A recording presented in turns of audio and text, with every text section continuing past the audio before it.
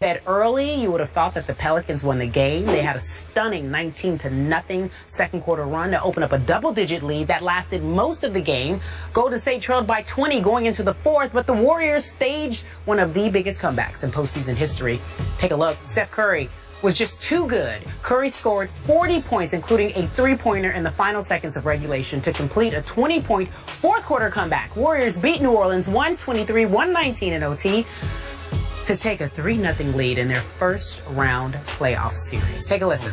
We had to just find a way to get stops. And then with our stops, we were able to get in transition. We missed a lot of shots tonight that we usually make. And to overcome that and still get an opportunity with 30 seconds left within striking distance to make a couple shots and get the overtime was a big deal. And we finished it off, which is huge on the road. Just execute the play that Coach drew up and stay composed. I think I missed a shot. We just kept fighting.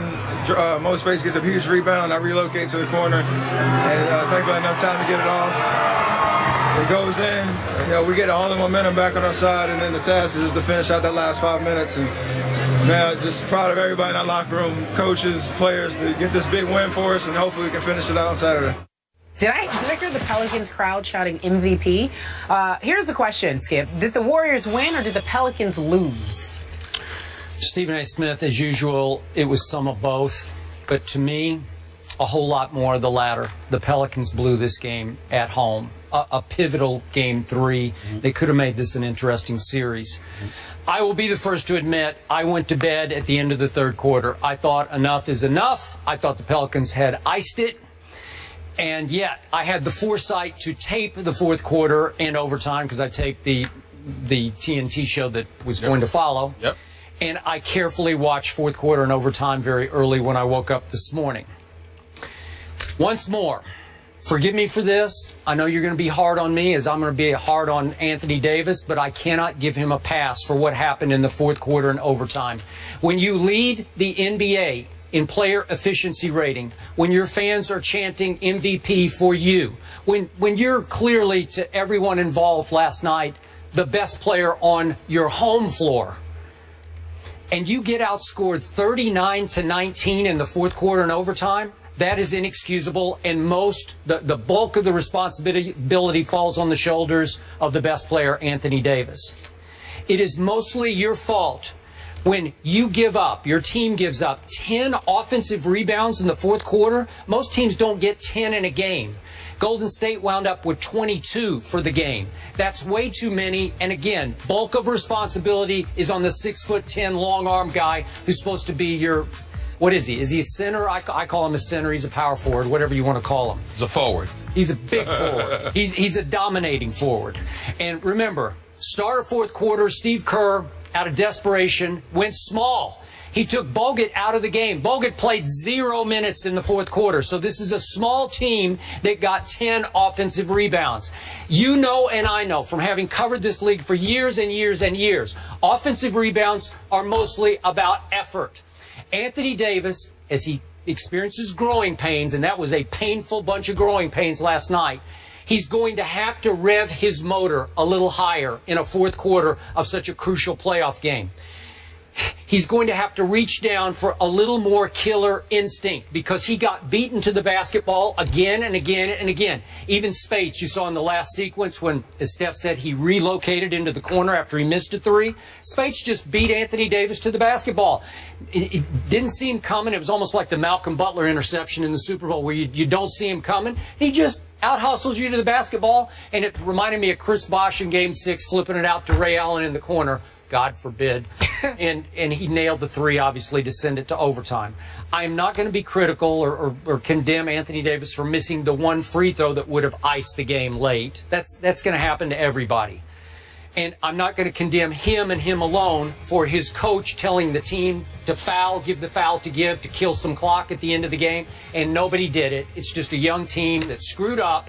But in the end, Anthony Davis has to assume the most responsibility for I thought, the biggest collapse I have ever witnessed in an NBA playoff game. Oh, come on. It's not the biggest collapse you've ever witnessed. Oh, come on. 20 points at home. It's happened before. 20 at home. But the point is this. You can't make up your mind, Skip. Either they're young or they're not. I'm not saying that you're wrong about 3 years in the league. Listen, 3 years. Listen. I am not saying that you're wrong about the critique that you're giving. I'm trying to say it has to be couched by the fact that he's young. It's his 3rd year in the league. First of all, stop acting like 3 years in the league makes you a veteran. That's number one. Well, I don't know. And number two, I think it does. Well, it doesn't when this is your first playoff series ever. This is the first time he's ever been in the playoffs, which means that he's a rookie in playoff basketball. Yeah. So the fact of the matter is, again, you can sit there and say this about Anthony Davis, and you're not wrong, but let's not engage in condemnation with this kid. This kid is averaging near 30 in his first playoff series. He's had moments where he has not come through. And by the way, he's not coming through against the best team in basketball. Yeah. A team that won 67 games. A team that has a resident superstar in Steph Curry and the greatest shooting backcourt that we've ever seen. And let's also be careful about holding him completely accountable for the offensive rebounds that the Golden State Warriors were able to muster. Like you highlighted, Steve Kerr in the 4th quarter went small.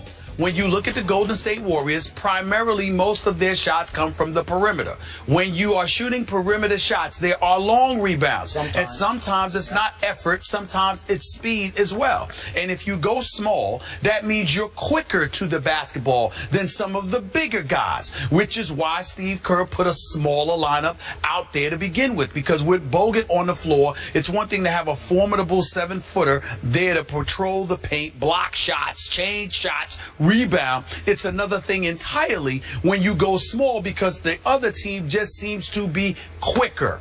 And as a result, that's what transpired with the Pelicans. The Pelicans lost last night's game because the Golden State Warriors amped it up when it was time because they've been here before. They've been in the playoffs the last 2 seasons. They know what it requires. Not all that successfully, but they've been there. But they've been there, and they went to a 7-game series in the first round against the Clippers last year. You go through growing pains.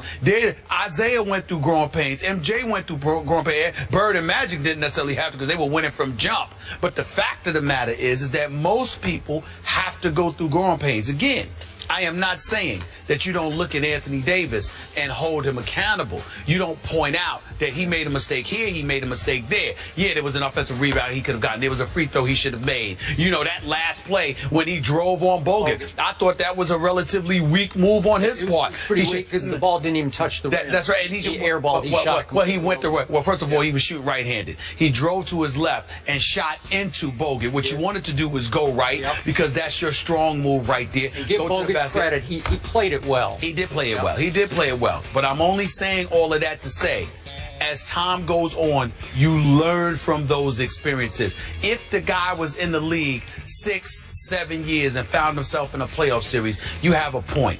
To be in his 3rd year in the league overall at age 22 and his first playoff series going up against the #1 seed in all of the NBA, all I'm trying to say is this. Go ahead and point out what the kid did wrong. You're right about that. But let's be clear here. The kid's got a promising future. You can't judge him by what you're seeing. And these mistakes happen. Here's my issue.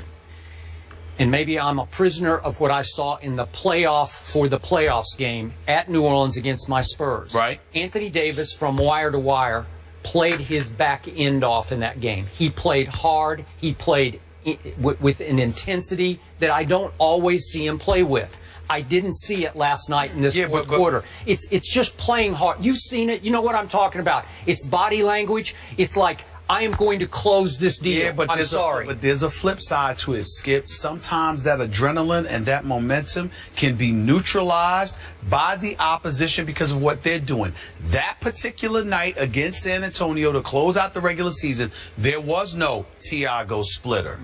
Tony Parker had played a great 2nd quarter to keep them in it because they came out like gangbusters against San Antonio. And then if you remember, shots that San Antonio normally makes, they were missing.